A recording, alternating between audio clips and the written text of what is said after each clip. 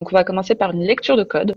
On va vous projeter, vous montrer un petit bout de code qu'on va essayer de comprendre ensemble. Donc, on va essayer de le lire parce qu'on pense aussi que le code peut s'apprendre comme une langue vivante. Et du coup, on va vous expliquer pourquoi et comment c'est un de nos piliers philosophiques, on va dire. Donc voilà, on va lire un petit bout de code. Alors, pas d'inquiétude si vous n'avez jamais codé, cet atelier est fait pour celles et ceux qui n'ont jamais codé. Aucune réponse est une mauvaise réponse. N'hésitez pas à participer. Vous pouvez le faire par chat ou avec le micro d'ailleurs. Si on voit que tout le monde parle en même temps, on vous encouragera peut-être à peut-être plus passer par chat, mais sinon, n'hésitez vraiment pas à prendre le micro. Voilà, donc après cette petite lecture de code, vous allez essayer de comprendre ce que fait le programme qu'on va vous montrer. On va tout simplement passer à des petites challenges. On va se réapproprier ce code-là et essayer d'en faire d'autres choses. Donc voilà, est-ce que Alia et Clémence qui m'accompagnent aujourd'hui, est-ce que vous voulez vous présenter également? Alors, bonjour tout le monde, bonsoir. Donc, comme disait Anna à l'instant, je suis Alia Marcy, je suis responsable pédagogique à Adatech School, où on est d'ailleurs actuellement. Donc, mon rôle aujourd'hui sur cet atelier, ça va être de vous accompagner petit à petit. Donc, comme vous pouvez voir, je suis avec Clémence qui va se présenter dans quelques instants et qui est une de nos apprenantes. Je pense que pour certains d'entre vous, le code, c'est quelque chose de nouveau que vous n'avez pas nécessairement manipulé avant. Et c'est le cas en fait de la plupart de nos apprenants qui arrivent à l'école. Donc déjà, ça c'est un des premiers points qui est assez centraux dans notre modèle, c'est qu'il n'y a pas de prérequis techniques pour intégrer Adatech School en fait. On a un certain nombre de partis pris. Alors malheureusement, je ne vais pas pouvoir tous vous les lister, mais il y a des choses sur lesquelles on a des convictions assez ancrées dans notre approche du code. Anna le disait tout à l'heure. Et c'est maintenant d'ailleurs prouvé par des études, l'apprentissage du code est plus proche de l'apprentissage d'une langue vivante que des maths et des sciences auxquelles on a tendance à un petit peu les rapprocher. Et les personnes qui ont des facilités en langue vivante se retrouvent à être plus à l'aise en code. Dans l'approche qu'on peut avoir, nous, on a essayé de comprendre finalement dans l'éducation traditionnelle quels étaient les mécanismes qu'on avait envie de faire évoluer, qui certes fonctionnent pour certains, mais pas nécessairement pour tous. Donc ici, c'est au sein de la Datech School, on a une philosophie où on n'a pas de il n'y a pas de notes, donc j'aime bien commencer par celui-là parce que ça fait tout de suite bizarre. Ça ne veut pas dire qu'il n'y a pas de validation de compétences, mais par contre, on s'est rendu compte que le système linéaire de 0 à 20, ben, c'était peut-être un tout petit peu réducteur. Donc, on va valider des compétences effectivement au fur et à mesure des projets. Ces compétences vont correspondre à des badges. Et petit à petit, nos apprenants vont valider un premier badge, puis un deuxième, et ainsi de suite, en faisant telle ou telle action, tel ou tel projet. L'ensemble de ce qu'on fait à ADA est fait en mode projet en équipe. Tout simplement parce que dans la vraie vie, en fait, c'est ce qui se passe en entreprise quand on est développeur ou développeuse, c'est que finalement, on travaille tous ensemble sur un même projet, sur une même application, et donc c'est quelque chose qu'on essaie de transmettre à nos apprenantes dès l'école. Donc chacun va à son rythme, on va être beaucoup plus vigilant à la progression des personnes et non pas tant à leur niveau final. Chaque personne peut aussi avoir sa petite coloration, aimer plus faire des sites web, faire des applications mobiles. Donc l'idée, c'est comme ça, au fur et à mesure des 9 premiers mois de notre scolarité, les apprenants vont pouvoir creuser ce qui les intéresse. Après cette année, on passe sur une année en entreprise où là, nos apprenants vont être finalement en alternance et vont pouvoir mettre en pratique ce qu'ils ont appris pendant les 9 premiers mois. Voilà. Alors, on aurait en fait toutes beaucoup aimé vous accueillir dans les locaux. C'est l'atelier qu'on fait aujourd'hui, c'est un atelier qu'on fait classiquement dans les locaux, tous ensemble autour du code, autour d'une table dans les locaux dans lesquels on est aujourd'hui. Malheureusement, ce n'est pas possible. Voilà, Anna vous montre un petit peu effectivement, à défaut d'être là, à quoi ça ressemble. On va essayer en tout cas de retrouver cette ambiance, donc je compte vraiment sur vous pour participer, pour ne pas avoir peur de parler. Il n'y a pas de mauvaises questions, il n'y a pas de questions bêtes, il n'y a pas de bêtises. Ce que vous dites et ce que vous pensez, la question que vous posez, c'est probablement celle que se posent beaucoup de gens. Et dans le pire des cas, si c'est pas du tout ça, et ben c'est pas le pire des cas parce que comme ça vous aurez appris quelque chose et vous vous souviendrez pourquoi c'était pas du tout ça la réponse, mais c'est pas grave du tout. Voilà. Je vais laisser la main à Clémence, si tu veux bien. Oui, bonsoir à tous. Ça fait plaisir de voir autant de monde à cet atelier de code. Moi, je suis apprenante chez Adatech School. J'ai commencé il y a quelques mois et donc c'est une reconversion professionnelle et j'ai jamais codé avant. J'avais aucun technique, j'avais aucune technique en arrivant chez Ada, donc c'est une découverte et j'espère que ce soir vous aurez un peu une petite découverte un peu de la pédagogie Ada et de ce qu'on peut faire ici. Voilà. Bah super, écoutez, je vous propose qu'on commence. On va commencer par du coup, c'est la partie de lecture de code. On va vous projeter, on va vous partager du coup un petit bout de code. C'est en cours de partage, vous nous direz si vous le voyez bien. Est-ce que tout le monde peut me confirmer que vous voyez bien ce qui vient d'être partagé à l'instant? Et je répète la philosophie de cet atelier déjà évoqué par Alia, mais c'est très très important pour nous. N'hésitez pas à poser vos questions, n'hésitez pas à partager, n'hésitez pas à donner vos suggestions, vos pistes, que vous soyez sûr ou non. C'est comme ça qu'on apprend le plus vite et vous posez très très certainement la même question comme l'a déjà dit Alia. Donc vraiment là-dessus, je vous réencourage encore plus pour être sûr que vous compreniez le message. Super, bah écoutez, on va passer à la partie lecture de code. Je vais donner la main à Clémence là-dessus pour essayer de l'animer, mais je vous encourage du coup à commencer à lire et à voir ce que vous comprenez de ce petit texte. Voilà, donc là, on vous a mis un. Donc j'espère que vous pouvez tous voir le fichier devant vous. Donc déjà, est-ce qu'il y a peut-être des personnes et c'est OK s'il y a. Moi, quand j'ai commencé, je voyais ça et je n'avais absolument aucune idée de ce que c'était, de ce que ça représentait. Donc n'hésitez pas s'il y a des personnes qui ne voient absolument pas ce que ça peut être cette page. Donc et sinon, s'il y a aussi des personnes qui ont des petites idées, voilà. Donc là, le but c'est un peu de lire. De haut en bas, comme un livre, cette feuille, cette page. Donc, s'il y en a qui ont des petites idées un peu de ce que ça peut être au niveau de déjà la première ligne, on a pour les personnes, on voit fonction, setup. Est-ce qu'il y en a à qui ça parle ou pas du tout? Alors, il y a pas mal de petites propositions, ce qui est assez chouette. Alors, n'hésitez pas à les faire à voix haute. Pour le coup, c'est vrai que ça fait bizarre comme on ne s'est pas encore vu, on n'a pas pu vous proposer un café en arrivant puisqu'on n'est pas dans les mêmes locaux, mais n'hésitez pas à proposer à voix haute. Mais je vois qu'il y a déjà pas mal de choses. Donc, on nous dit JavaScript, très exactement. Extraterrestre, un petit peu, mais ça vous parlera plus très rapidement. Et du coup, alors, on nous parle de couleurs, on nous parle d'une taille de page, création d'une toile. Donc, il y a des choses assez intéressantes déjà. Fonction qui appelle des méthodes et attributs. Très bien. Alors, c'est effectivement le cas. Maintenant, il faut qu'on le remette un peu sur quelque chose qui parle un peu à tout le monde. Fond d'écran. Très bien. Qu'est-ce que vous voyez d'autre? Est-ce qu'il y a des choses qui attirent votre attention, que vous avez déjà... Les conditions. Okay. Alors, qu'est-ce qui vous fait dire condition, par exemple? Oui, if, effectivement. Des options qui se lancent avec l'action d'une souris. Très bien. Pas mal de très bonnes suggestions. Effectivement. Des connaisseurs, des connaisseuses. Alors, taille ou couleur, très bien. Parfait. Donc, on nous dit couleur aléatoire, effectivement.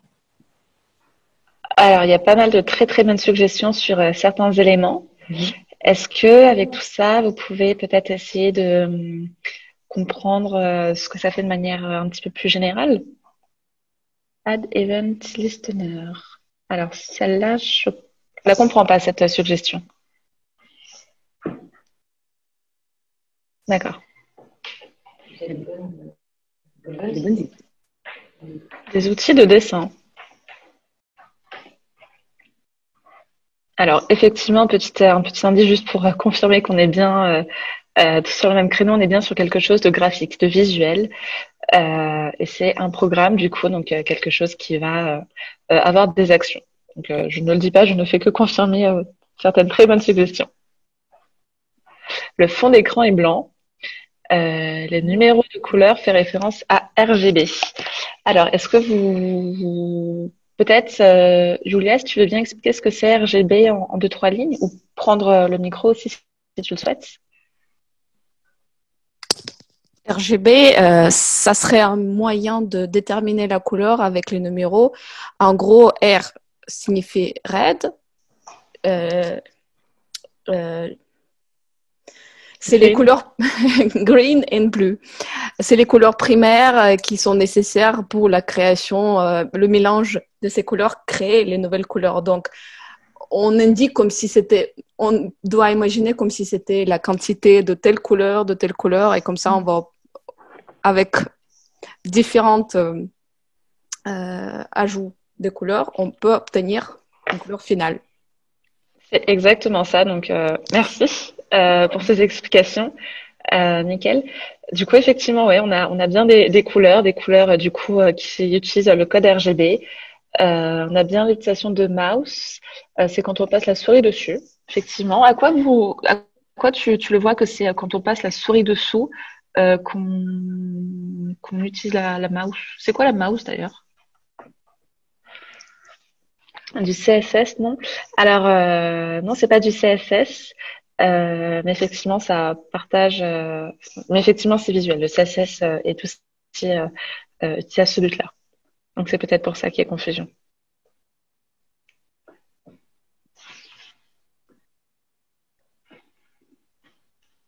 Alors, j'ai l'impression que si on prend tout ce qui a été dit sur le chat, j'ai l'impression qu'on n'est pas loin d'avoir finalement à peu près cerné ce que fait que ce programme. Si je ne dis pas de bêtises, on nous a parlé des clics, on nous a parlé de couleurs aléatoires, etc. Alors, il y a quelque chose que j'adore dire à nos apprenantes quand elles me posent une question en me disant est-ce que ça fait ça? Je leur dis allons voir. On vous propose qu'on teste si ça vous va. Alors pour le moment, on va tester directement sur mon écran et puis l'idée c'est évidemment qu'on puisse ensuite partager ça avec vous. Alors, on va commencer par voir donc, le même bout de code que tout à l'heure. J'en profite pour vous montrer un petit peu l'interface puisque vous allez vous en servir a priori également tout à l'heure. Donc c'est une interface, vous avez ici le code. Le fichier qui nous intéresse, c'est le même que tout à l'heure, c'est juste qu'on l'a mis dans ici un petit fichier qui s'appelle script.js. Et donc là, pour pouvoir lancer la visualisation, je vais cliquer soit ici, soit ici. Voilà, je faisant grand dans une nouvelle fenêtre. Je vais cliquer là et puis on va voir très rapidement ce que fait ce bout de code. Alors, pour le moment, on a un rectangle noir, pourquoi pas. Et puis effectivement, dès que je commence à bouger, eh bien, j'ai bien quelque chose qui a l'air de suivre ma souris avec des petits cercles aléatoires. J'ai l'impression que c'est plutôt long en termes de pronostic. Alors, vous ne m'entendez pas bien. Je vais faire plus attention en parlant dans le micro. Alors, quand on clique sur la souris, tout s'efface, on va à la ligne. Bonne question, excellente question. Je vais faire le cobaye, je clique, et voici ce qui se passe quand je clique sur la souris. Donc, encore une fois, très bon instant. Il y a bien tout qui s'efface et on reprend à zéro. Alors, est-ce que niveau son, c'est un petit peu mieux? Je vois que des personnes n'entendent pas les Merci. Pas top. Désolée. Alors, vous entendez, est-ce que le son n'est pas fort ou est-ce qu'il est, il y a pas mal d'écho? Alors, je vais couper mon micro parce qu'on est effectivement toutes à côté les unes des autres et on va couper nos micros. Alors, est-ce que là, ça va maintenant que le son est coupé de l'autre côté? Ok, super, parfait. Désolée. Eh ben, désolé pour ça. On fera plus attention. En attendant, on a raté le moment où vous félicitez. Je pense que vous aviez à peu près cerné ce que faisait le bout de code. Alors, on peut peut-être le reprendre un petit peu ligne par ligne. Clément, si tu peux nous dire ce que tu en penses. Alors, il y a des gens qui nous ont parlé de JavaScript. Est-ce que c'est ça déjà ce dont il s'agit? Et puis, qu'est-ce que c'est qu'une fonction setup? C'est une très bonne question. C'est On fait l'évaluation. Donc, est-ce que déjà, quand même, des fois, on fait un atelier, on est programmeur, peut-être une personne ne connais pas du tout. Je répondrai avec plaisir à ces. Ah, vous entendez pas bien le son SVP? On n'entend pas Clémence. Ah. Ah, ok. Donc n'hésitez pas, hein, vraiment s'il y a des choses où c'est pas facile. Donc là, vous avez, donc ça va être, quelqu'un a parlé de JavaScript. Donc là, en fait, c'est tout à fait, on est sur ce langage de programmation qui s'appelle JavaScript. Euh, voilà. Donc après, on le voit, on a écrit fonction. Et ensuite, donc c'est un programme. Et là, on l'a écrit de cette manière. Comment on le voit que c'est JavaScript? Donc là, on a en fait au niveau de la syntaxe, non? Enfin, on voit qu'il y a écrit fonction, on voit point virgule et on voit les aussi. Bah, ça après c'est camel case avec sur le create canvas, vous voyez le C majuscule. C'est aussi des syntaxes de JavaScript, mais ça c'est après. Sinon c'est pas si évident que ça. Donc ce programme, il vous permet donc de dessiner, mais c'est pas du tout écrit dans le marbre. C'est-à-dire qu'après, c'est là qu'on peut trouver la créativité dans le code aussi. Là, par exemple, on pourrait sur ce code-là un peu s'amuser aussi à changer des données des lignes de ce code, de ce programme. Par exemple, on l'a vu en essayant de changer le fond, la couleur, changer la taille. Et ça peut se faire par le biais, donc justement, dont on parlait des couleurs RGB, 800, 600 au niveau de la ligne 2. Après, vous avez aussi, on peut le voir, ligne 7, vous avez tout ce qui est let. Vous avez let. En fait, let, ça va être une variable. Une variable, c'est aussi un des éléments très importants de la programmation qui fait partie un peu des bases à connaître et à découvrir. Voilà. Donc voilà, c'était pour vous donner une petite idée de tout ça. Moi, il y a un truc que je me demande quand même sur ce bout de code, c'est que c'est un peu dommage, si je peux me permettre. Je pense que je suis un peu relou comme ça, j'aime bien poser des petites colles. Je trouve ça un petit peu dommage quand même que quand on clique, au tout début, d'ailleurs, je crois que si je rafraîchis la page, ça va fonctionner. J'avais un fond noir et puis d'un coup, là, je me retrouve avec un fond blanc, en fait. Du coup, je trouve ça un peu dommage. Donc la question que je me pose, c'est est-ce que tout ensemble, est-ce qu'on peut pas essayer de trouver d'où ça vient et qu'est-ce qu'on peut écrire ou enlever dans notre code pour changer ça, en fait. Alors, on nous parle de changer. Ouais. N'hésitez pas effectivement si jamais vous avez des suggestions de lignes à modifier, à nous donner le numéro de la ligne aussi. Alors là encore, vous pouvez prendre ou le micro ou utiliser le chat. Alors background 2, effectivement. Alors qu'est-ce qu'il faudrait faire avec ce background selon vous?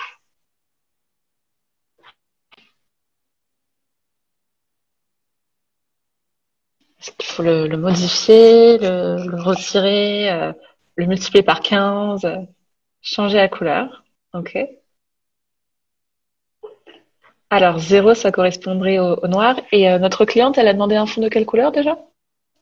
Un blanc? Moi, j'ai juste demandé que ça soit noir parce qu'au début, c'était noir également. Et puis quand j'ai cliqué, d'un coup, c'est devenu blanc. Moi, j'ai demandé est-ce que ça devienne noir, s'il vous plaît.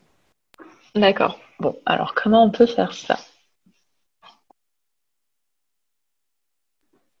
Alors, changer le 0 au numéro correspondant au noir. Alors, pour l'instant, vous pensez que le 0 correspond à modifier le code REB, on peut l'enlever. Alors, on va tenter quelques propositions. Alia, qu'en dis-tu? Alors, Julien propose d'enlever toute la ligne, si j'ai bien compris. On va voir ce que ça fait. Donc, je crois que c'est la ligne 2 qui suggère de retirer. Et puis ensuite, si quelqu'un nous donne un autre numéro, on pourra changer aussi le numéro pour faire un second test. Alors, qu'est-ce que ça va nous faire?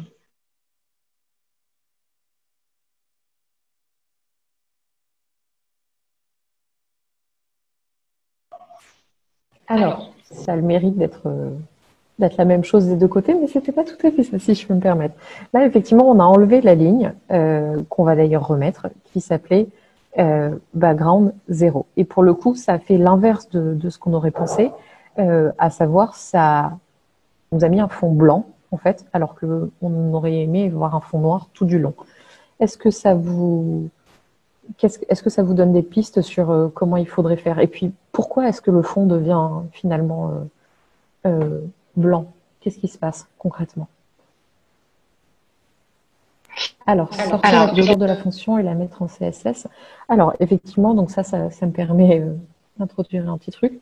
On utilise là une librairie qui s'appelle Processing. Donc, on pourrait mettre la couleur en CSS, mais pour le coup, normalement, on devrait tout pouvoir faire en JavaScript sur cet exercice et sur ce bout de code. Alors, il y a une proposition qui est background black. Très bien. Donc, si je comprends bien, Laetitia, je mets background black. Est-ce que je le mets en ligne 3 à la place de background 0? C'est le clear qui efface le noir. Et si on change la ligne 9 avec clear? Ah, peut-être que le blanc est la couleur par défaut. OK. Alors, j'ai l'impression qu'il y a pas mal de choses. Qu'est-ce qu'on peut tenter du coup?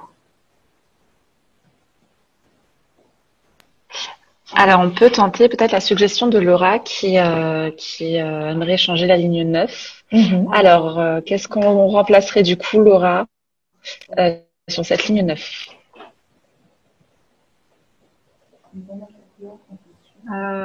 J'imagine l'inverse de clear. Je sais pas comment on pourrait. En fait, du coup, c'est dès que la souris dès qu'on clique sur la souris, ça efface tout et ça met une espèce de blanc, donc il faudrait peut-être enlever je sais pas comment on fait ça. Effectivement, mais pour le coup, si on fait ça, on risque du coup de ne plus effacer. Finalement, notre objectif, c'est d'avoir un fond noir. Et il se trouve qu'au début, on a un fond noir. Alors, il y a quelqu'un qui a posé une question tout à l'heure qu'on a un petit peu éludé parce que nous arranger. Il y a un truc qui est écrit là qui s'appelle Setup et un autre truc qui s'appelle Draw. Est-ce que ce sont des choses qui vous parlent? Est-ce que c'est des mots que vous connaissez? Alors, il y a Sarah qui suggère justement d'ajouter un background juste après la fonction draw. Ça me semble être un bon instinct que je te propose d'essayer.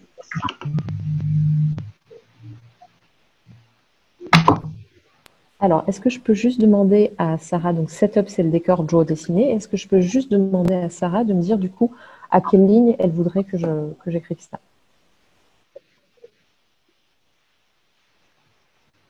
Sarah ou les autres, hein, c'était pas pour mettre Sarah on the spot du tout. Alors, pendant que vous répondiez un peu pour voir où placer cette ligne, je reprécise un petit peu comment les challenges vont se passer. On va faire le premier, peut-être le deuxième aussi, tous ensemble. Par la suite, on va vous passer un lien où chacun pourra un peu expérimenter. Enfin, vous allez prendre l'outil en main aussi de votre côté. Pour l'instant, c'est plus sympa si on met les pieds dans l'eau tout ensemble. Puis ensuite, vous pourrez faire aussi vos propres tests sur des challenges qu'on vous donnera et qu'on réalisera en même temps aussi. Et donc, Sarah te suggère la ligne 8. Donc, je me suis mise juste après, effectivement. Alors, le truc c'est tout bête, mais en fait, souvent, ce qui peut aider, c'est de se dire, quand on a quelque chose qui marche, eh ben, on essaie de le modifier un petit peu. Là, comme on essaie de mettre du noir, on se dit, bah, effectivement, là, en ligne 3, ça a l'air de fonctionner, on a bien un background noir. Eh bien, effectivement, comme vous le proposez, on va faire pareil et on va voir si ça suffit. Alors, cette fois-ci, donc, on a bien... Oh, le site n'a pas répondu. Excusez-moi. On va refaire ça. Voilà. Donc, là, jusqu'à là, tout va bien. Cette fois-ci, si je clique, qu'est-ce qui se passe? Je ne suis pas sûre d'avoir rafraîchi la page pour autant. Alors, ça ne va toujours pas. Est-ce que vous voyez pourquoi?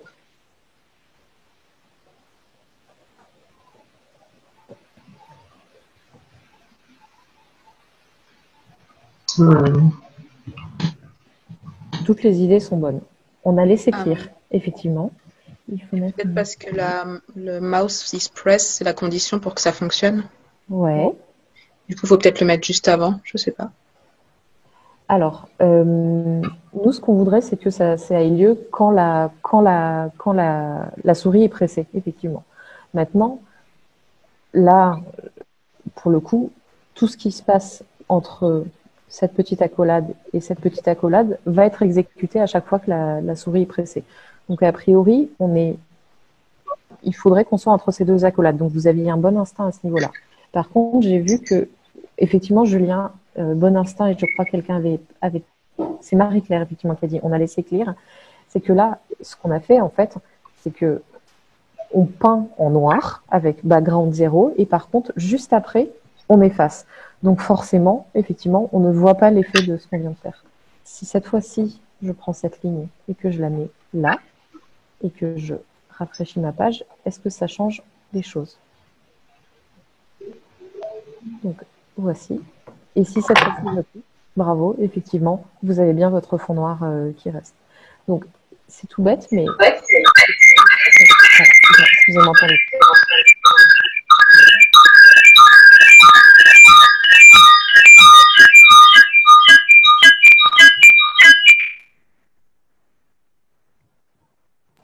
Alors, on est désolé pour ça. Est-ce que ça a l'air bon? Pourtant, tout le monde était déjà en mute, mais on est navré. À quoi sert le clear ici? Effectivement, le clear, il faut vraiment le voir comme on a un tableau et quand on appuie sur clear, on a un tableau blanc sur lequel on a dessiné. Quand on appuie sur clear, on prend une brosse et on efface. Nous, ce qu'on a fait tout à l'heure, en fait, c'est que on prenait une brosse, on avait dessiné des choses, on prenait une brosse, on effaçait. Sauf que ce qu'on a fait avant que je fasse le petit changement, c'est qu'on lui disait, avant de prendre une brosse, peins-moi tout mon tableau en noir, en fait. Et du coup, comme derrière, on repassait avec une brosse, finalement, ça ne fonctionnait pas puisqu'on ne voyait pas l'effet de ce qu'on faisait. Alors, juste pour faire un petit aparté sur ces fameuses fonctions setup et draw dont on parlait tout à l'heure, et je pense que ça finira de rendre les choses plus claires. Finalement, en fait, cette fonction setup, c'est effectivement une fonction qui est mise en place. C'est une fonction qui met toutes les choses au bon endroit. Donc, tout à l'heure, quelqu'un parlait de créer une toile. On est en train de créer une toile. On lui donne une taille, on lui donne une couleur. Et par contre, la fonction draw, c'est une fonction de dessin et elle s'exécute en continu. En fait. Ce qui fait que tout ce qu'on va mettre ici, entre la ligne 6 et la ligne 16, entre ces deux accolades, ça va s'exécuter plein de fois de suite. Et ce que vous avez également compris, puisque vous m'avez demandé de changer l'ordre des instructions, c'est que les instructions sont exécutées de haut en bas, en fait, ici. Donc, on a d'abord effacé, ensuite remis un background. Alors, est-ce que là, au niveau du son, c'est mieux? Alors, je crois que c'est un participant qui a son micro ouvert, qui a fait le petit code du début, donc je vais me permettre de muter ceux qui ont le micro ouvert, mais quand vous parlez, n'hésitez pas à le réactiver, vraiment. C'est juste quand vous ne parlez pas que je le désactive. Très bien.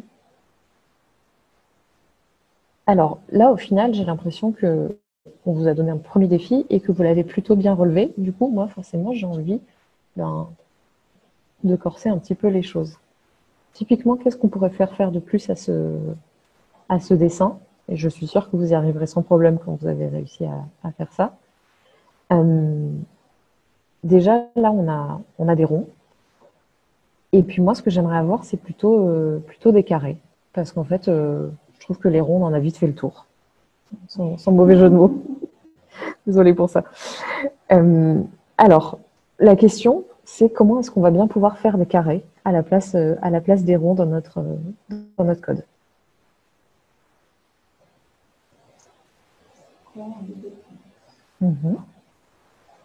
Alors, on peut tenter ça.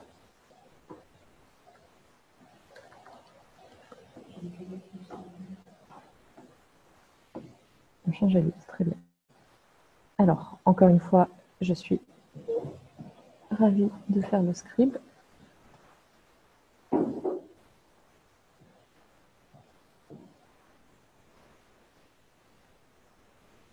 Alors, pour le moment, ce n'est pas ça. On doit changer la taille. Bonne question.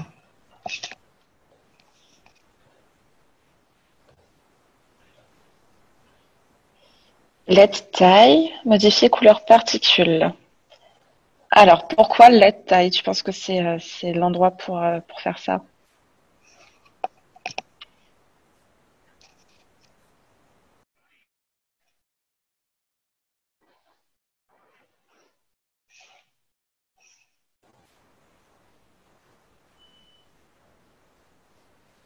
Peut-être changer random. J'ai l'impression qu'il y a pas mal d'hypothèses. Alors, quand on est développeur et développeuse, là aussi, je suis désolée de vous dire ça, mais souvent, on n'a pas la réponse spontanément, en fait. Par contre, il y a des endroits où on peut trouver la réponse, des endroits assez pratiques, qui s'appellent Internet. Donc, comment est-ce qu'on pourrait, effectivement, Google ou autre moteur de recherche, comment est-ce qu'on pourrait s'y prendre? On a dit qu'on utilisait librairie qui s'appelle Processing.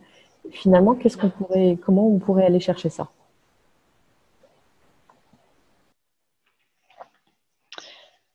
Alors, il y a Nadila qui propose, d'ailleurs, tu me l'envoies en MP, fais attention, n'hésite pas à partager avec tout le monde, mais de changer mouse X, mouse Y. D'accord. On va peut-être essayer l'option de Marie-Claire de chercher sur Google. Je vous lance un Google de ce pas.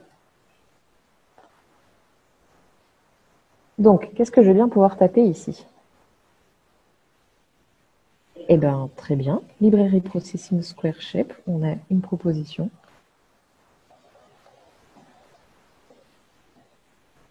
OK.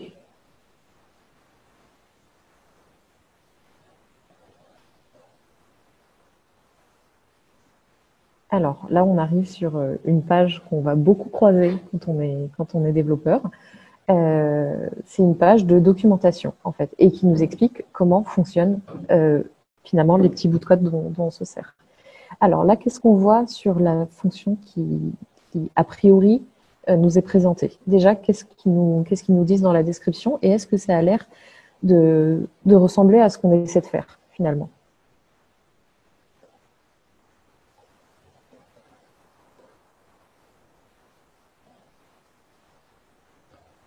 Oui, non, ça vous inspire? Ça vous inspire? Oui, ça ressemble, très bien, ok. Alors, on nous donne d'ailleurs un petit exemple. D'après vous, donc la petite image qu'on a, elle illustre ce qui se passe ici. Finalement, là, d'après vous, le 30, le 20 et le 55, comment est-ce qu'on peut savoir à quoi ça correspond?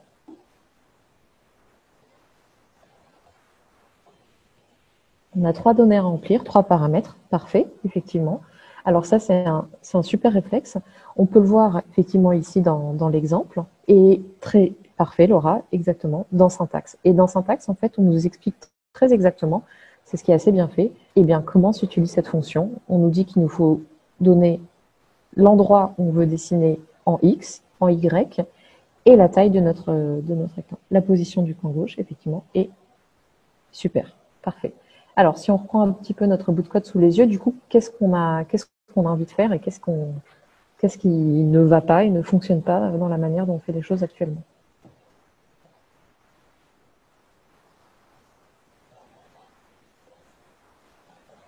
Est-ce que quelqu'un voit? Alors, il y a Julia et Johanna qui te proposent de retirer une des tailles. Parfait. On va essayer ça. Alors. Donc, rafraîchir la page. Parfait. Bravo. Donc, effectivement, souvent, ça se joue à peu de choses près. Et à chaque fois qu'on a joué à cet atelier de code, ça pouvait faire des choses différentes. Là, vous avez choisi square, parce qu'on se dit des carrés, en fait. Parce que square, ça veut dire carré, ce qui veut dire rectangle dont les deux côtés ont la même taille. Donc, il y a besoin de lui donner une seule taille. Si vous aviez dit un truc avec rect, qui existe aussi en processing, et bien dans ce cas-là, il aurait fallu avoir les deux chiffres pour lui donner la largeur et la hauteur. Comme square, c'est un rectangle dont la largeur et la hauteur sont les mêmes, et bien forcément, c'était pas nécessaire. Donc, c'est souvent ce genre de petit tâtonnement qu'on a besoin de faire au début. Aller dans la doc, regarder des exemples, regarder comment c'est fait, et comprendre petit à petit ce qu'on peut changer. Ce qu'on peut peut-être se proposer, c'est mettre tout le monde sur le coup, si ça vous va, parce que pour le moment, moi, je m'amuse très bien, mais c'est dommage que je sois seule à m'amuser. Donc, ce que je peux vous proposer, c'est que je vais vous donner un lien tout de suite, qui va vous permettre en fait d'accéder au code. Alors, je vais l'envoyer ici sur le chat. Donc, je viens d'envoyer ça sur le chat Zoom. Et ce que je vous propose, c'est que pour la suite, vous nous rejoignez et qu'on édite ça ensemble. Alors, il suffit de cliquer sur le lien du coup pour retrouver le projet en cours sur lequel on travaille depuis le début. Mais petite question, est-ce qu'il y en a qui ont déjà utilisé cet outil, Leech, ou un outil similaire, c'est-à-dire un outil en ligne qui permet d'une part d'écrire son code et d'autre part de l'exécuter directement? Non, c'est OK. Ben, on va apprendre ce soir, c'est très bien. Alors, ça va peut-être charger un peu lentement si on clique tous dessus. Mais pas de souci, on va bien attendre que tout le monde soit bien dessus et ait accès au projet pour reprendre un peu les challenges. Alors, c'est quoi VSC déjà? Ah, VS Code, ouais. JSBin, ok. VS Code aussi.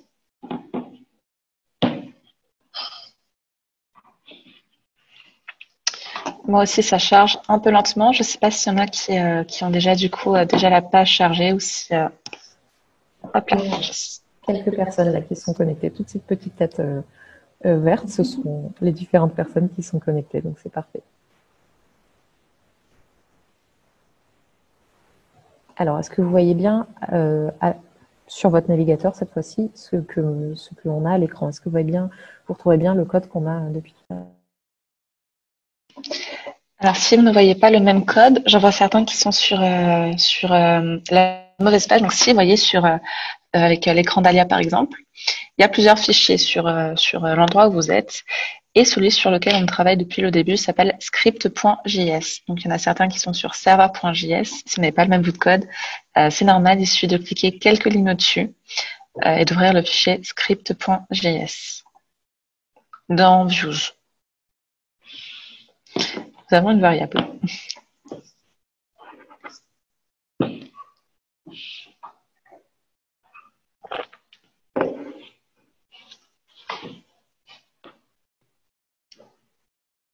Alors, quand tout le monde nous aura rejoint sur script.js, on pourra commencer les challenges. Est-ce que certains n'ont pas réussi à ouvrir le lien pour l'instant? Ou pour qui ça peut-être charge encore?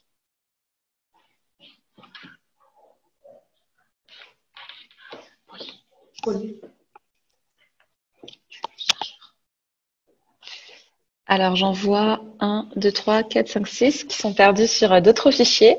Il y a des petits points de couleur qui s'ouvrent là où les gens sont. Donc, on voit où vous êtes, même si on ne sait pas qui et où. Donc voilà, je vous invite à cliquer sur script.js pour qu'on puisse commencer et à sortir du coup du fichier index.html qui n'est pas le bon, ni script.js, ni server.js. Il faut aller sur script.js.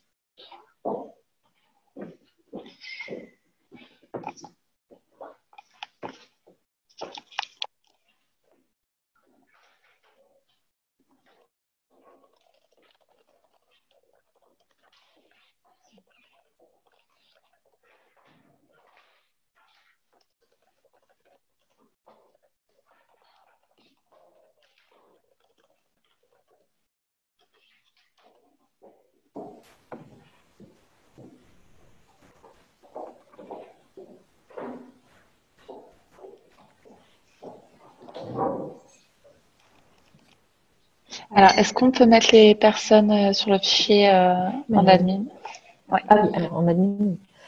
Alors, donc là, vous êtes normalement tous sur ce petit fichier juste ici, là, qui est rose, donc script.js. Donc pour les personnes qui n'y sont pas encore, c'est bien celui qui est juste en dessous d'index sur lequel il faut que vous cliquiez. Et donc, on va vous donner les droits d'accès en fait sur ce fichier. Alors, à grand pouvoir, grande responsabilité. Donc, on va pouvoir éditer ensemble ce fichier.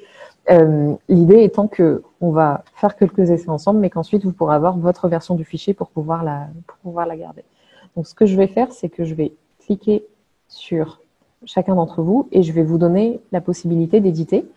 Pour confirmer que vous êtes bien sur le fichier et que vous arrivez bien à écrire dessus, ce que je vais vous proposer, c'est d'écrire votre nom entre la ligne 18 et la ligne 21. Donc, je vais commencer par le faire comme ça. Vous voyez ce dont je veux parler. Donc, quand vous arrivez à accéder au fichier, eh bien, je vous laisse écrire votre nom ici. Hop, parfait, je vois qu'il y en a qui commencent.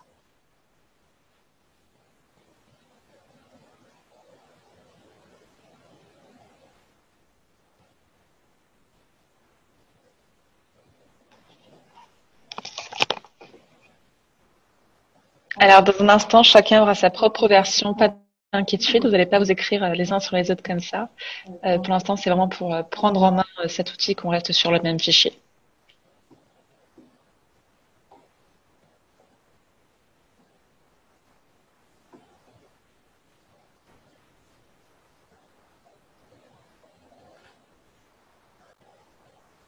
Alors, est-ce qu'il y en a qui n'arrivent pas encore à écrire sur le fichier quand vous mettez euh, entre la ligne 28 et 26? Est-ce qu'il y en a qui n'arrivent pas à taper dedans? Alors, Marie-Claire, vous avez perdu l'écran. Euh, est-ce qu'on peut... Est-ce que vous avez encore l'audio? Est-ce que vous avez encore les caméras ou pas?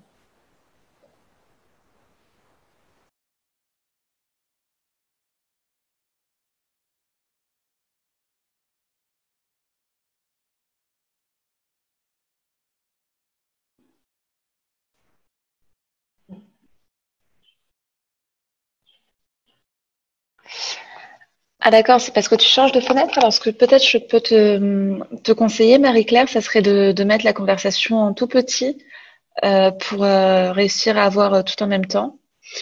Sinon, ouais, c'est assez marrant d'être tous sur le même fichier.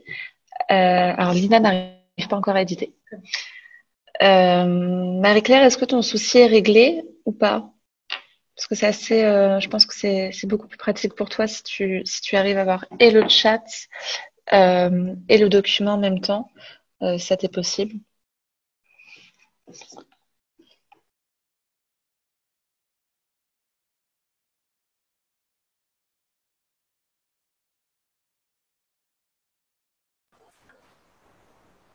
Alors, vous n'avez pas vu votre nom, c'est pas un souci. Pour ceux qui n'arrivent pas à éditer, on verra si quand vous récupérez votre propre partie du fichier, si ça fonctionne mieux. En attendant, pour ceux qui arrivent à éditer le fichier, donc ce que je peux vous proposer en fait, c'est d'aller un petit peu plus loin parce que j'ai l'impression que vous en sortez plutôt bien au niveau des défis qui ont été donnés jusqu'à maintenant.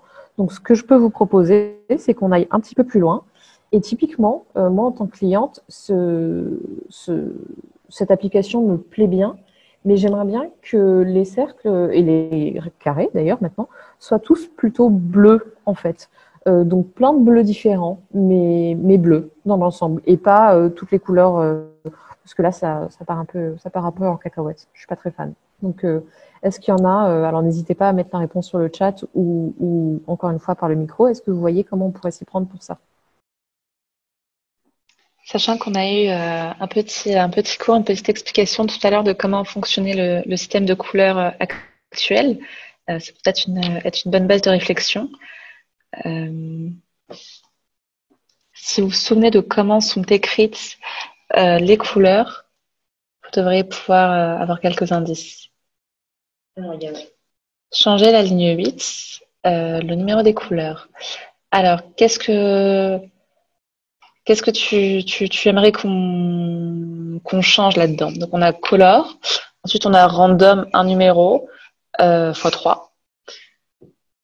Si on se souvient bien, du coup, chaque random numéro correspond, chaque numéro en tout cas correspond à la manière dont on écrit une couleur en fait avec le code RGB. Je sais pas comment la méthode RGB. Donc, qu'est-ce qu'on pourrait modifier pour n'avoir que des nuances de bleu? RGB, red, green, blue.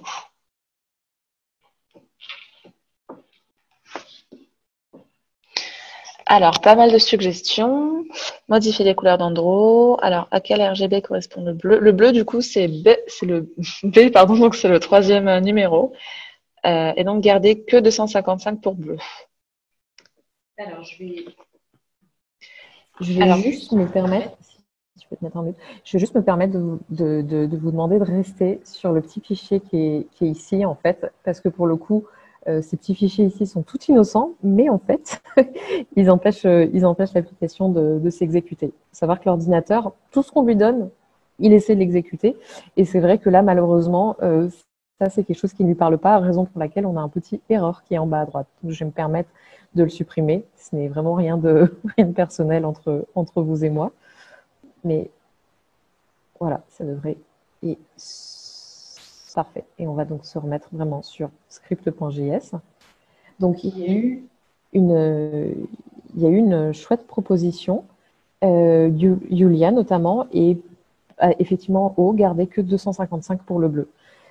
C'était, pardon, à nouveau Yulia, et avant ça, on demandait à quel RGB correspond le bleu, etc. Donc déjà, vous avez vraiment cerné à quel endroit ça ça se faisait, et c'est bien sur cette ligne 8.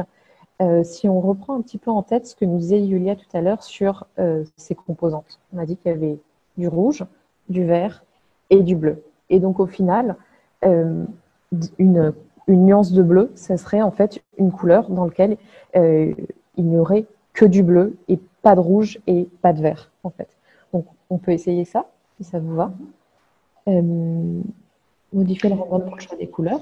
Est-ce que vous voyez du coup, à partir de ce que j'ai dit, comment est-ce qu'on pourrait... Alors 00255, effectivement. Alors on peut ici écrire 00255. On va regarder ensemble ce que ça donne. Même principe que tout à l'heure. Testons. Alors, je ne sais pas si j'ai l'impression que quelqu'un est déjà un peu en train de le faire. Super. Donc, que la personne qui est en train de faire ça continue. C'est parfait. Peut-être juste en attendant que le test se lance pour répondre à Sonia qui demande ça veut dire quoi random? Random, c'est un mot anglais qui signifie aléatoire.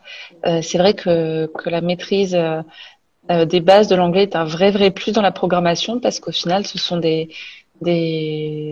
mots réels qui sont utilisés pour programmer.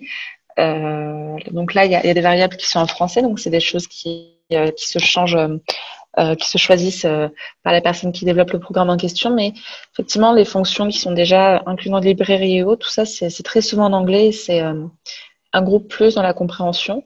Donc les personnes qui ne parlent pas très bien anglais peuvent bien évidemment apprendre à coder, mais ça reste un vrai plus dans l'apprentissage.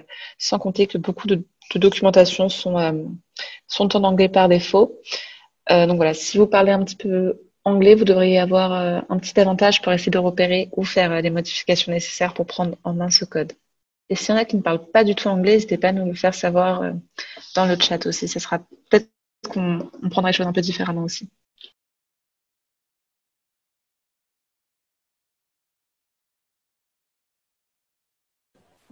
Alors effectivement, il y a des bonnes propositions. Ce que je peux vous proposer, c'est qu'on teste ça. Je vous demande juste une petite seconde. J'ai un petit souci avec mon partage d'écran. Je vous demande quelques instants. Pour ceux qui ont l'écran sous les yeux, du coup, ce que je peux vous proposer, c'est effectivement d'essayer ça. Et une fois que vous avez fait les modifications qui vous paraissent bonnes, vous allez pouvoir cliquer sur Show directement chez vous et In a New Window. Donc, ça vous permettra de vous familiariser avec l'application. Et on va très vite savoir si c'est OK ou pas. Alors, moi, je t'ai perdu. Est-ce que vous voyez toujours l'écran d'Alia?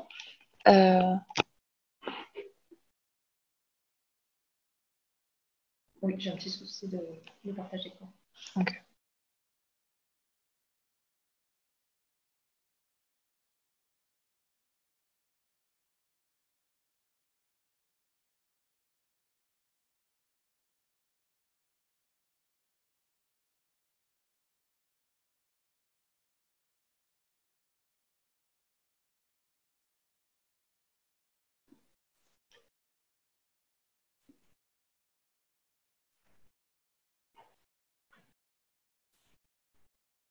Alors, je vois pas de modification internet faite sur le script. Alors, comme l'a dit Alia, vous pouvez effectivement ouvrir dans une nouvelle fenêtre, mais si jamais vous aimez bien voir la fenêtre exécutée à côté du code, vous pouvez faire Next to the code. C'est pareil, vous aurez le programme exécuté en beaucoup plus petit. Ça peut être moins agréable, mais perso, moi, je préfère et comme ça, juste sachez que c'est un bouton sur lequel vous pouvez aussi cliquer. Alors, on doit appuyer où? Alors, Marie-Claire, du coup, tu dois appuyer sur, une fois que en haut, il y a un bouton Show. Si tu regardes tout en haut à gauche de la barre de recherche avec des petites lunettes de soleil, si tu cliques dessus, en bas, tu as deux options. C'est exécuter le code dans une nouvelle fenêtre ou à côté du code.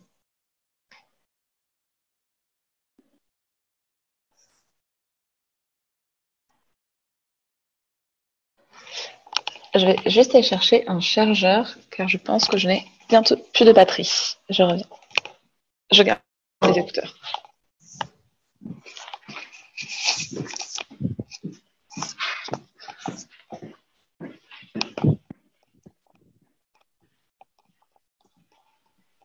Est-ce qu'il y en a en attendant qui ont réussi à faire des modifications sur leur page avec le code?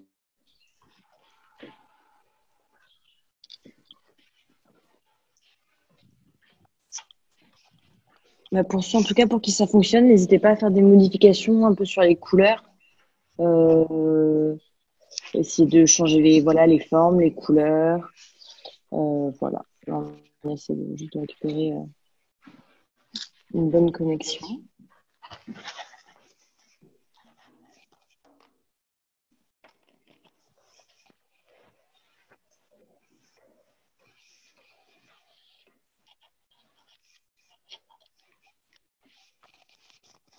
Oui, vu qu'on est très nombreux dessus, peut-être que ça a un petit peu bugué. Alors, tout le monde a bien accès au programme. Enfin, qui a quelques soucis de latence? Moi non plus, le show ne charge pas. Effectivement, ça arrive quand on est plusieurs sur le même programme que ça lag un peu. Pas de souci, il suffit juste de rafraîchir et de patienter un petit peu plus. Alors, attention, comme l'avait dit Alia aussi, à ne pas écrire sur les mauvais fichiers. Donc, le fichier sur lequel on travaille actuellement, donc c'est script.js. Si on écrit sur les autres fichiers, en fait, ça va tout casser. C'est-à-dire que ça ne va pas nous permettre de lancer le programme puisque les autres fichiers servent à créer l'environnement sur lequel on travaille. Et si on modifie cet environnement-là, il y a le risque qu'on ne puisse plus exécuter le programme apparaît. Donc, s'il vous plaît, vraiment restez sur le fichier script.js qu'on vous a montré, sur lequel on travaille depuis le début. Puis comme ça, je pense que le problème vient plutôt de là que d'une latence. Alors, je n'ai pas script.js. Alors, on est tous sur le même fichier. Et je l'ai encore, donc je saurais pas te dire d'où vient le problème, Madeline. Il est bien si tu regardes sous Assets, tu vois qu'il y a un views qui peut être déroulé.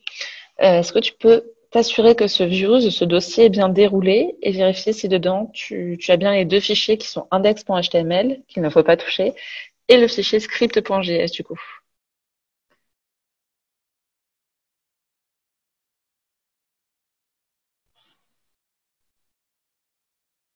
Le changement pour le bleu fonctionne. Super, ça veut dire que tu as réussi à faire plusieurs nuances. Alors, je vais voir si ça se relance de mon côté aussi. Alors, de mon côté, ça a l'air bon. Effectivement, j'en ai profité pour voir ça. Il y avait des petites modifications de petits parseurs dans le fichier serveur.js. Donc, normalement, on a quelque chose qui devrait fonctionner. Ce que je peux vous proposer à tous, c'est tout simplement de recharger la page et de voir si c'est OK pour vous. Et donc, comme vous pouvez le voir en direct live, c'est un des points quand on est à plusieurs sur le même fichier. Et on va très vite voir comment vous pouvez l'avoir chez vous pour pouvoir tranquillement faire vos modifications, revenir en arrière et être sûr que tout se passe bien. Alors, je ne sais pas si vous voyez à nouveau mon écran. Yes. Okay.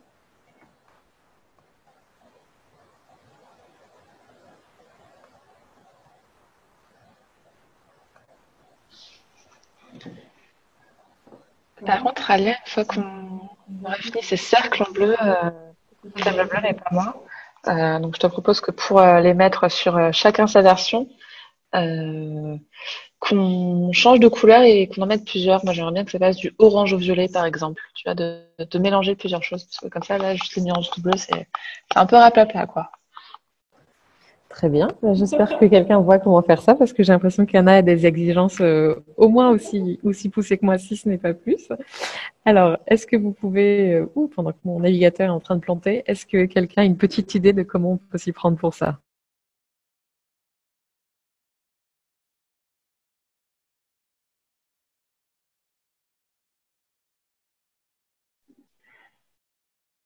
Alors, on modifie le premier et le troisième random. Alors, écoute. Alors, peut-être avant, ce qu'on peut vous proposer, c'est de chacun se mettre sur sa version. Alors, je vais rouvrir la fenêtre. Donc, ce qu'on va faire, en fait, c'est qu'on va dupliquer chacun chez soi, va récupérer cet environnement-là et va pouvoir travailler sur une version sur laquelle en fait vous serez seul. Donc vous pourrez faire toutes les modifications, faire tous les tests que vous voulez, sans que ça impacte ce que les autres sont en train de faire. Je vais laisser peut-être Alia qui a la main sur le partage vous montrer comment faire ça. Alors, effectivement, me revoilà et mon navigateur se remet de ses émotions. Donc, normalement, si vous cliquez ici, en fait, ce que vous allez pouvoir faire, donc c'est un projet qui s'appelle Initiation Codada, et ce que vous allez pouvoir faire, c'est cliquer sur Remix Project, en fait, tout simplement.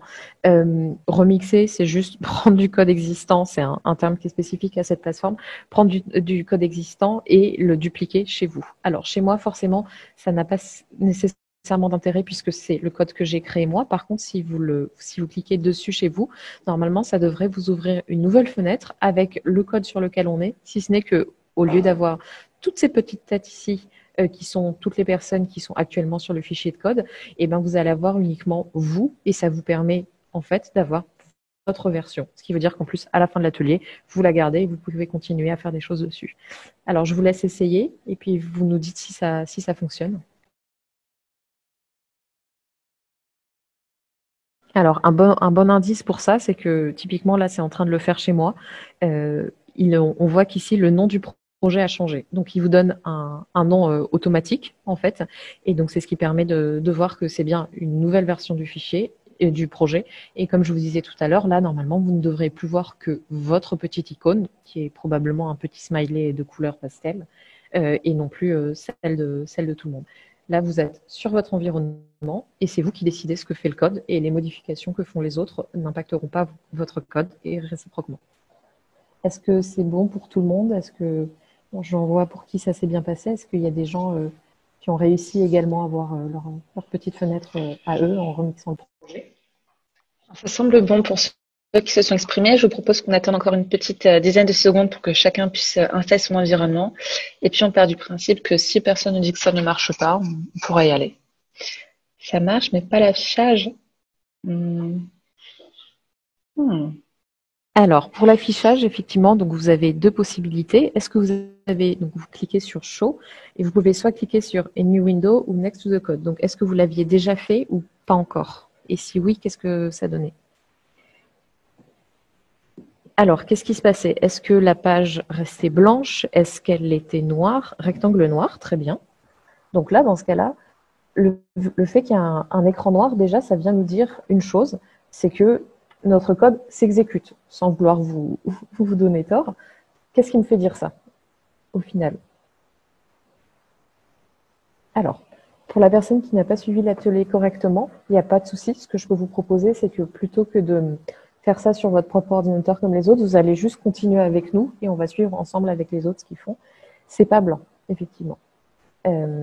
C'est exactement ça. C'est qu'a priori, c'est pas blanc. On a vu que c'était la couleur par défaut. Et donc, ça veut dire que au moins cette partie s'exécute. Donc, il y a peut-être quelque chose qui ne va pas dans ce qu'on a mis plus bas, en fait. Donc, à nous de chercher qu'est-ce qu'on a fait et qu'est-ce qui fait que ça ne fonctionne plus.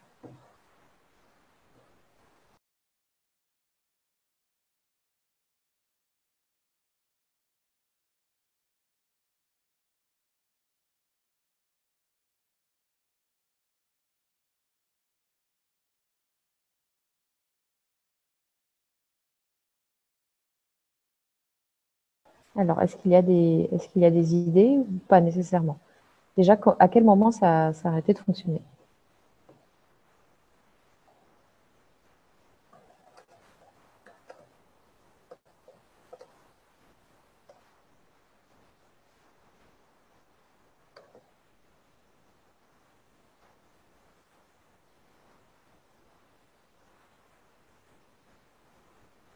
Est-ce lié au déplacement de la souris après setup? Alors, donc setup a l'air de s'exécuter et ici, on a bien notre couleur de particules. Les mouvements de la souris, d'ailleurs, à quel moment on décide qu'on dépend des mouvements de la souris? On a vu tout à l'heure qu'on faisait quelque chose quand la souris était cliquée, effectivement dans Joe. Et dans Joe, à quel endroit on dit qu'on dessine à l'endroit où se trouve notre souris?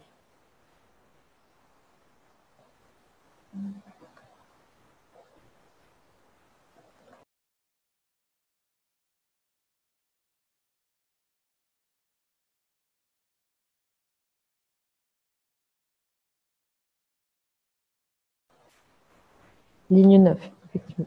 Alors, ligne 9, c'est quasiment ça. Là, c'est le moment où on dit ce qui se passe quand on clique sur la souris. Maintenant, le moment où on dessine, c'est effectivement celui que vous avez modifié tout à l'heure, donc plutôt ligne 16. Alors, on me glisse dans mon oreillette, j'ai eu un petit indice. C'est aussi l'avantage quand on est plusieurs. C'est qu'en fait, donc là, nous avons mis nos prénoms, chacun d'entre nous.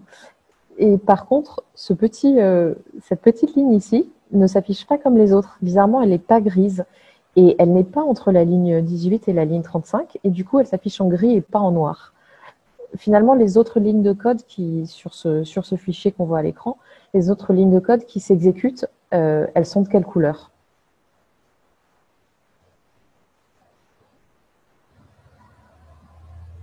Noir, effectivement. À l'inverse, celles qui ont l'air de ne pas avoir d'incidence, à savoir nos prénoms respectifs, elles sont en gris. Donc là, ça me met la puce à l'oreille, ça me fait dire qu'il y a peut-être quelque chose qui ne va pas. Et ce n'est pas passé effectivement dans les commentaires. C'est exactement le terme, c'est que c'est un commentaire. C'est quelque chose dont on va servir pour mettre de côté un bout de code qu'on a écrit et dont on n'a plus envie qu'il s'exécute, mais aussi pour se laisser des petits commentaires, comme son nom l'indique, à nous-mêmes. Donc ici, on pourrait écrire, puisqu'on l'a établi tout à l'heure, cette fonction dessine, par exemple. Ça, c'est ce qu'on appelle un commentaire, et on voit qu'il s'affiche en gris. Alors, est-ce que ça a résolu notre affaire ici? Je vous avoue que mon navigateur a un tout petit peu de mal à vivre. Pas tout à fait. Est-ce qu'il y a autre chose qui pourrait poser problème? Nope. Très bien. On a du feedback immédiat. Qu'est-ce qui pourrait ne pas aller cette fois-ci?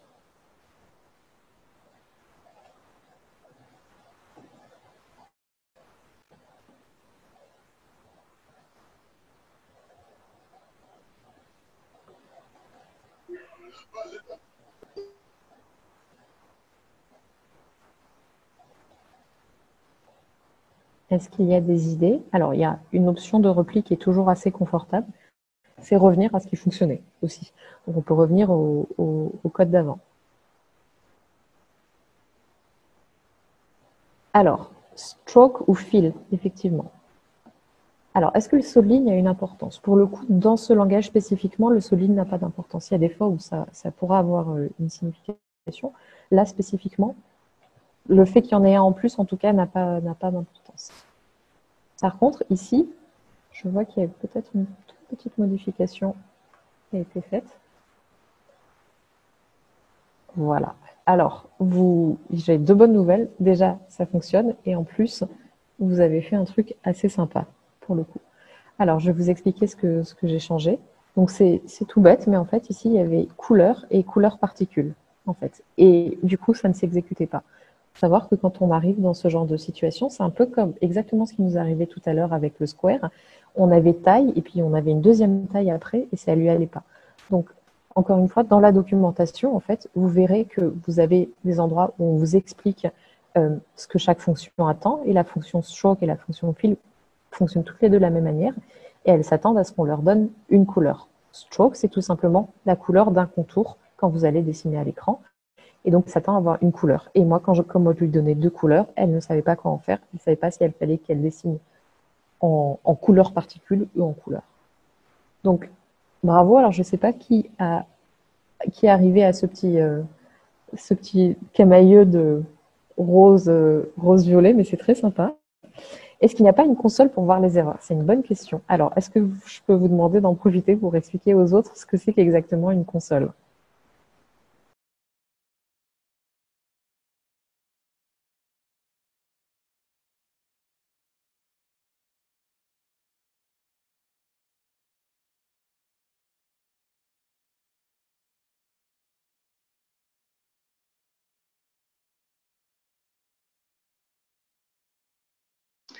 Alors, un écran qui écrit ce qui se passe dans le programme, un terminal. Effectivement. Alors, c'est quelque chose qu'on aura souvent. Là, on peut l'avoir de manière un tout petit peu détournée. On a ici un terminal, mais qui ne nous aurait pas totalement donné la réponse. C'est vrai que souvent, la chance qu'on a en développement, c'est qu'on a un endroit où s'affichent les différentes erreurs. Donc, on aurait pu avoir une erreur qui nous disait attention, moi, j'ai besoin d'une seule couleur et il se trouve que tu m'en donnes deux. Là, dans ce cas précis, c'est pas tout à fait ce qu'on a sur notre terminal, mais c'est quelque chose que, par contre, où vous aurez souvent le jour où vous apprendrez à coder de manière plus poussée, et c'est assez utile pour savoir ce qu'il en est.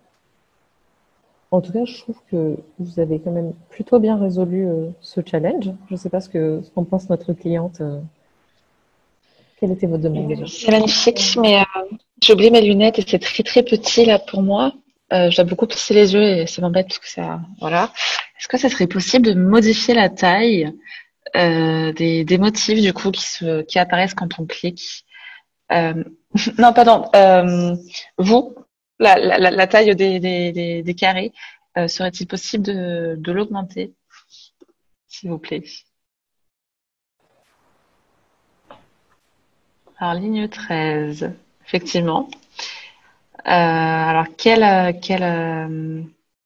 qu'il faudrait modifier pour augmenter un peu tout ça? Est-ce que quelqu'un peut nous mettre directement une suggestion de ligne à copier-coller? Changer le bit, très bien. Bah, écoutez, on va essayer un petit 80 du coup, au hasard.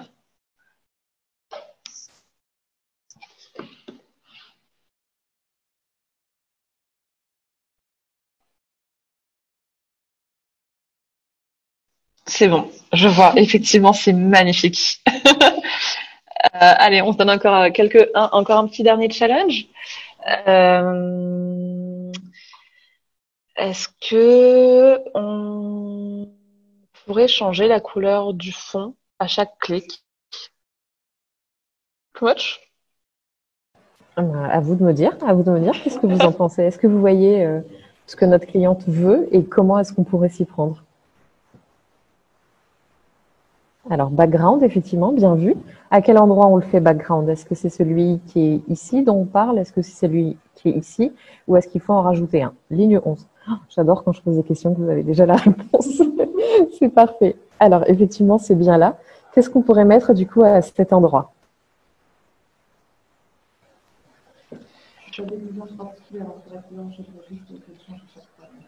Alors, random, effectivement. Donc, il y a une proposition qui est de mettre tout simplement random avec des parenthèses.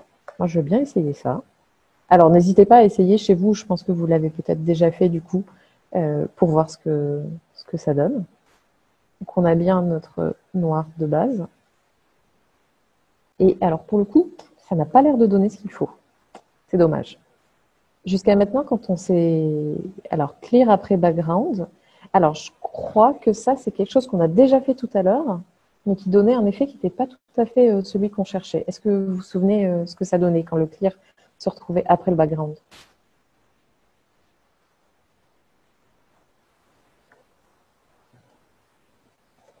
Effectivement, ça faisait blanc.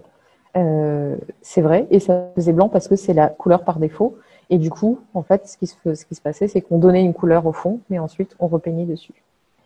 Alors, il y a l'air d'avoir une proposition. Donc, Sarah dit background égale couleur. Alors, il y a un 3 petits points. Donc, est-ce que ça correspond à quelque chose qu'on a déjà fait? Alors, random 255. Ce que je peux vous proposer, c'est qu'on va tester les deux. On va voir effectivement ce que ça donne.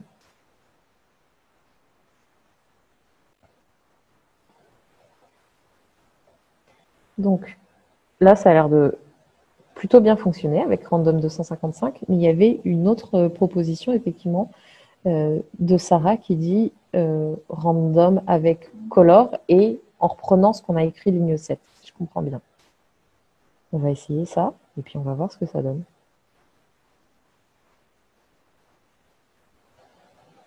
Ah super, en plus je vois que Laura l'a réécrit totalement. Alors, qu'est-ce que ça donne quand je fais ça? Alors, voilà, là il se rechargeait. Eh bien, écoutez, là, ça a l'air de fonctionner. Et donc, effectivement, on a bien un background qui est aléatoire comme tout à l'heure et qui reste dans des nuances de bleu et de rose. Donc ça, c'est marrant, mais c'est aussi une manière de dire qu'il y a souvent plusieurs manières de faire les choses quand on code et chacun a sa manière et son approche.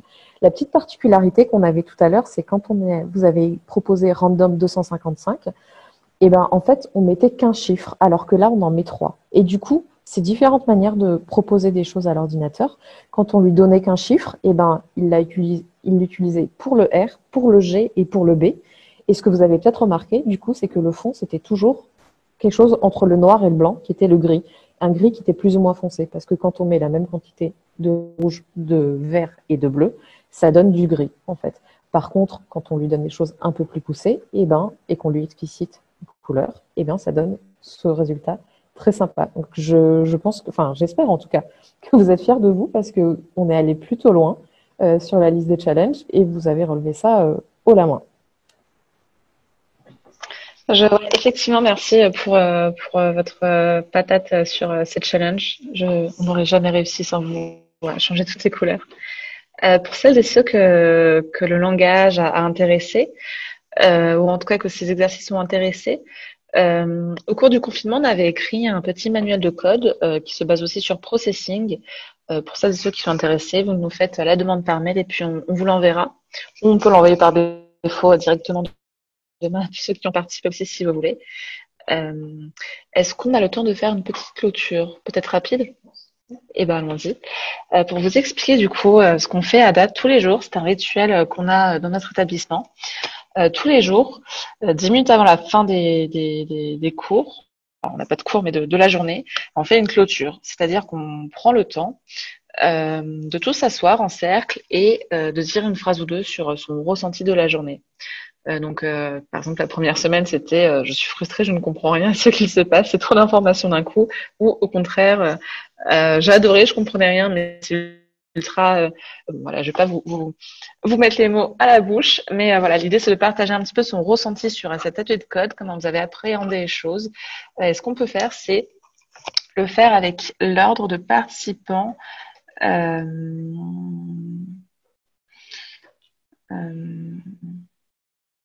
Alors, je ne peux pas copier-coller la liste des participants. Sinon, je l'aurais directement copié-collé dans le chat. Alors, je pense que comme on est un petit peu nombreux, peut-être que le mieux, c'est que, exceptionnellement, comme vous n'avez pas de personne à votre gauche, parce que nous ne sommes pas en cercle, parce que nous n'avons pas pu vous recevoir en présentiel, ce qu'on va faire, c'est que je vais demander à Anna, si ça la dérange pas, de nous donner les noms, dans l'ordre dans lequel elle les a sur son écran, parce qu'on a tous un ordre différent. Donc, ce sera Anna qui fera notre bâton de parole, si vous le voulez bien. Alors, le principe est assez simple. Effectivement, vous êtes libre de dire ce que vous voulez et ce que vous ressentez, ce que vous avez bien aimé, etc. Idéalement, effectivement, par audio, Adeline, ça serait super. Et si d'autres personnes préfèrent le faire par écrit, il n'y a pas de souci. Je te laisse nous faire un tour de parole en commençant par les participants. Super. Alors, juste peut-être pour faire expliquer, je vais simplement dire une phrase ou deux sur comment j'ai vécu cet atelier, et puis passer la parole. Donc, je vais donner le premier nom qui va s'afficher, et puis à chaque fois, du coup, que quelqu'un aura fini, je vais donner le prénom d'une autre personne. Vous pouvez effectivement le faire via directement votre audio ou par écrit. On lira ce que vous avez écrit. Donc, moi, écoutez, je suis ravie de cet atelier. Je suis ravie qu'il y ait autant de participants et de participantes et que vous ayez été aussi réactifs dans les échanges. C'était super agréable à animer et j'ai beaucoup aimé cet exercice. Je passe la parole à Ada Alia, qui est la deuxième. Alors, pour ma part, ça m'a bien plu aussi. Forcément, c'est toujours assez sympa de voir qu'en fait, en étant tous ensemble et pourtant pas dans la même pièce, vous arrivez à réussir les challenges et vous êtes allé super loin ce soir. Donc, je suis très contente et puis très fière de vous. Voilà. Je donne la parole à Marie-Claire.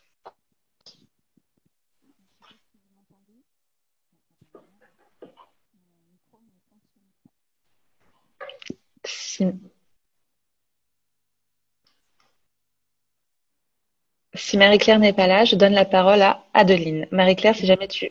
Eh bien, merci. Super. Merci à vous. Je donne la parole à Adeline, du coup. Vous m'entendez? Parfaitement. Ok. Alors, pour moi, ça s'est bien passé. C'était très intéressant, mais j'étais perdue quand même de temps en temps, j'avoue. Des fois, j'étais perdue. Après, je trouvais que j'étais bien. Après, j'étais reperdue. Et après, en même temps, c'est très compliqué. On est beaucoup et à distance, c'est compliqué. On peut pas poser des questions tout de suite. Il y a beaucoup de monde, donc je pense que c'est un peu normal. Mais c'était très très bien, super cool. Enfin, c'était pas la première fois que je participais à une séance dans le genre. J'avais fait un MOOC aussi. Et à chaque fois, on apprend de plus en plus et c'est super cool. Ça donne envie. Et par contre, je voulais demander, en fait, là, vous parlez de ADA, donc, qui est l'école ADA. Mais moi, je suis venue ici via Social Builder. C'est normal. Alors oui, c'est normal. Alors si Claire est là, elle pourrait peut-être nous expliquer un petit peu plus, mais on travaille avec l'association Social Builder du coup. Nous, on est une école, ADA Tech School, une école du coup de programmation pour les personnes qui veulent apprendre le code. Social Builder, du coup, il me semble que c'est une association qui euh, promeut la mixité et la diversité dans la tech. Et du coup, on travaille parfois ensemble et du coup, j'imagine qu'ils ont proposé à certaines personnes qui étaient intéressées de passer à cet atelier. Oui, c'est ça, parce que j'ai commencé les préinscriptions et on nous a dit que si on était intéressé pour, avant ça, pour plus se renseigner sur le codage, eh ben, il y avait possibilité d'être avec vous. Donc, bon, bah, c'était cool en tout cas. Merci beaucoup. Super. Ah bah, écoute, si jamais tu te poses des questions sur Ada est-elle fait pour toi, sache que tous les jeudis, en visioconférence, de la même manière que cet atelier, on fait des réunions d'information sur notre formation. Ça se passe à 18h30 tous les jeudis et les liens sont tous les jours, enfin tous les jours. Il y a toujours un lien pour s'inscrire disponible sur notre Eventbrite. Donc à chaque fois, ça sera suivi de la semaine suivante. Alors pardon, on a totalement hijack cette clôture, j'en suis navrée. Normalement, il ne faut pas se répondre. J'aurais dû te répondre après. Donc je vous propose qu'on reprenne le cours de cette clôture qui est un petit peu plus compliqué à distance. C'est pour ça. Donc je donne la parole à Adji. Adji, du coup, nous avait remercié à l'écrit un peu plus tôt. À chaque fois que quelqu'un nous remercie, je ne vais pas le dire à chaque fois, mais merci à vous surtout d'avoir été d'aussi bons participants. Je donne la parole à Alexandra. Je vérifie si rien n'a été écrit avant.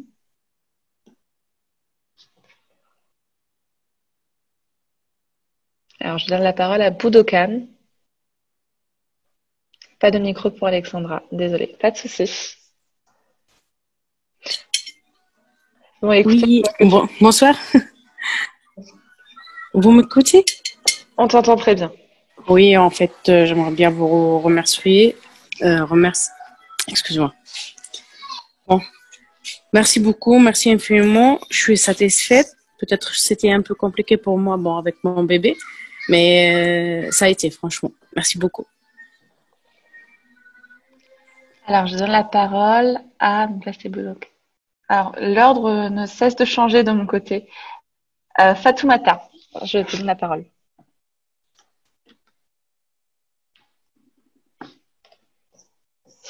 Alors, Fazia, j'ai l'impression de faire l'appel. C'est très perturbant.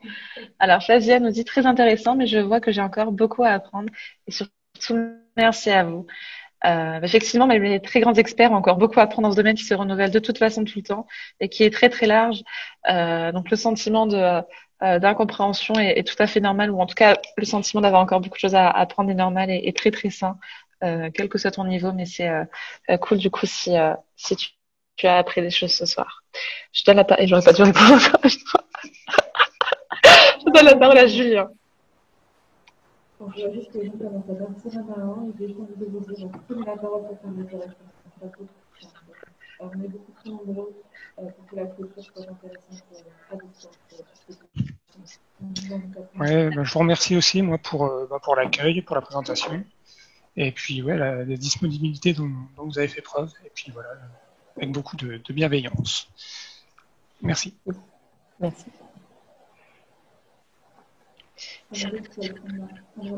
N'hésitez pas. Pour répondre peut-être juste à la question de Naïri, qui demande quand la formation commence. Donc, on a 3 rentrées par an. La prochaine aura lieu le 5 octobre. Il reste encore quelques places. Et si jamais, du coup, il reste des places pour la rentrée de janvier 2021 ou la rentrée d'avril 2021. La formation est finançable par Pôle emploi. C'est toute une procédure qui est assez lourde mais qui est accessible. Là-dessus, si tu as des questions, je t'encourage à nous envoyer un mail ou directement assister du coup à la présentation qu'on va faire ce jeudi à 18h30. On va passer un gros temps à expliquer un peu tous les aspects aussi financiers. Alors, Noumi, comment s'inscrire à The Tech School ou à la réunion? Si c'est à cette réunion d'information dont on parlait, Claire, qui travaille également à ADA, vient de mettre le lien de l'Eventbrite. Il te suffit de cliquer dessus et de t'inscrire. Alors, est-ce qu'on peut faire... Bah, écoutez, vous posez toutes vos questions. On va faire question-réponse. Et s'il y en a qui veulent... Une très bonne soirée. Et si on n'a pas la question, je vais rester avec vous. Comment ça se fait? Alors, il y a effectivement comment s'inscrire. Est-ce qu'il y a des prérequis techniques? J'ai l'impression que ça tourne un petit peu autour de ça. Donc, effectivement, il y a pas de prérequis techniques pour s'inscrire à la formation. Ce qui va vraiment être déterminant pour l'admission, c'est votre motivation, en fait. C'est pourquoi vous avez envie d'apprendre à coder. Est-ce que vous allez y mettre l'énergie nécessaire, parce que vous l'avez vu ce soir, c'est un exercice qui parfois sort complètement de sa zone de confort quand on n'a pas l'habitude, mais on part du principe que c'est pas parce que vous avez jamais codé jusqu'à maintenant que vous n'allez pas y arriver. Donc c'est absolument pas un critère d'entrée d'avoir déjà réussi à coder ou pas. Si vous avez déjà commencé à coder, tant mieux. Et si vous n'avez pas commencé, eh ben il n'y a pas de souci, on commencera ensemble et on considère de toute manière en arrivant que vous n'êtes pas obligé d'avoir déjà fait ça avant. Donc il n'y a pas du tout de prérequis au niveau de l'admission. Je crois, Clément, je te regarde, mais nous, ce qu'on valorise, donc on a une formation qui est quand même sélective. On n'évalue absolument pas vos connaissances techniques pour être accepté à ADA. Par contre, ce qui est nécessaire pour rejoindre notre formation, c'est quand même certaines qualités d'autonomie, de bienveillance et autres.